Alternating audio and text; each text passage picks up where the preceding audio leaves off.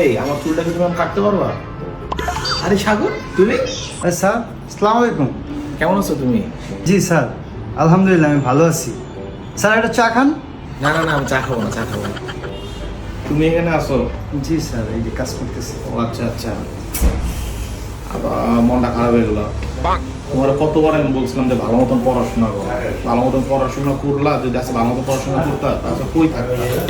আজকে আমাদের দুলালের দেখা, ও ক্লাসের ফার্স্ট ছেলে ছিল, ও এখন কোন জায়গায় যেন চাকরি করে, সেই জায়গায় মাসে 30,000 টাকা বেতন পায়। কি করা? স্যার চা। আর দুলাল তুমি? জি স্যার, আমি এখানে চাকরি করি আর এই প্রতিষ্ঠানটার মালিক হইল সাগর ভাই। স্যার এটা কি করলেন কামরা?